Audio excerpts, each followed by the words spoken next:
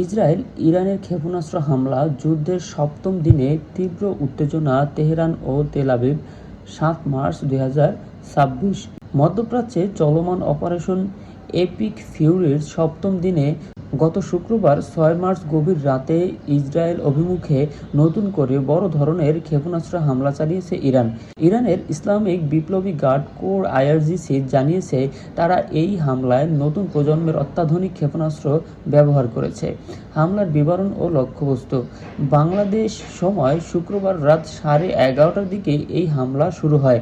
Israeli সংবাদ মাধ্যম ও সেনাবাহিনীর তথ্য অনুযায়ী ইরানের ক্ষেপণাস্ত্রগুলো মূলত ইসরায়েলের গুরুত্বপূর্ণ সামরিক ও কৌশলগত স্থাপনাগুলোকে লক্ষ্য করে ছোড়া হয়েছিল।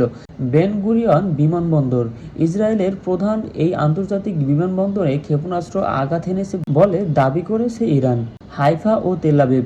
এই দুটি প্রধান শহরেও ইরান একাধিক ক্ষেপণাস্ত্র ছুড়েছে। তেল আবিবে ক্ষেপণাস্ত্রের ধ্বংসাবশেষ পড়া ও বিস্ফোরণের খবর পাওয়া গেছে। আমেরিকান ঘাঁটি। ইরানের আইআরজিসি জানিয়েছে শুধু ইসরায়েল নয়, উপসাগরীয় দেশগুলোতে অবস্থিত মার্কিন সামরিক ঘাঁটিগুলোকেও তাদের নতুন প্রজন্মের ক্ষেপণাস্ত্র দিয়ে লক্ষ্যবস্তু করা হয়েছে। ইসরায়েলের প্রতিক্রিয়া ও ক্ষয়ক্ষতি। ইসরায়েলি প্রতিরক্ষা বাহিনী আইডিএফ জানিয়েছে তাদের আকাশ প্রতিরক্ষা ব্যবস্থা ইরানের ছোড়া অধিকাংশ ক্ষেপণাস্ত্র আকাশেই ধ্বংস করতে সক্ষম হয়েছে। হামলার সময় মধ্য ইসরায়েল জুড়ে সতর্কতামূলক সাইরেন বাজানো হয় এবং বাসিন্দাদের নিরাপদ আশ্রয় থাকার নির্দেশ দেওয়া হয়। প্রাথমিক তথ্যমতে ইসরায়েলে অন্তত ১০ জন নিহত হওয়ার খবর পাওয়া গেছে, তবে সামরিক ক্ষয়ক্ষতির বিষয়ে ইসরায়েল তাৎক্ষণিকভাবে কোনো মন্তব্য করেনি। যুদ্ধের প্রেক্ষাপট। গত ২৮ ফেব্রুয়ারি থেকে শুরু হওয়া এই সংঘাত এখন এক ভয়াবহ রূপ নিয়েছে।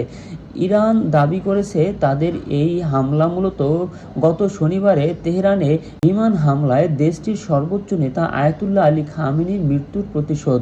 অন্যদিকে মার্কিন প্রেসিডেন্ট ডোনাল্ড ট্রাম্প শুক্রবার সাফ জানিয়ে দিয়েছে যে ইরান বিনা শর্তে আত্মসমর্পণ ছাড়া এই যুদ্ধ থামবে না।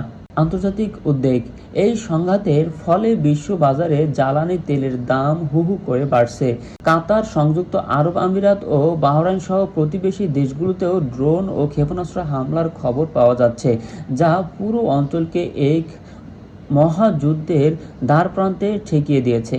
জাতিসংঘ মহাসচিব আন্তোনিও গুতেরেস অবিলম্বে কূটনৈতিক আলোচনার মাধ্যমে যুদ্ধ বন্ধের আহ্বান জানিয়েছে, অন্যথায় পরিস্থিতি নিয়ন্ত্রণের বাইরে চলে যেতে পারে বলে সতর্ক করেছেন। সর্বশেষ খবর। ইসরায়েল পাল্টা জবাব হিসেবে আজ শনিবার ভোরে তেহরানের পশ্চিমাঞ্চলে এবং লেবাননের বৈরুতে ব্যাপক বিমান হামলা চালিয়েছে। উভয় পক্ষই তাদের সামরিক শক্তি প্রদর্শনে অনড় অবস্থানে রয়েছে।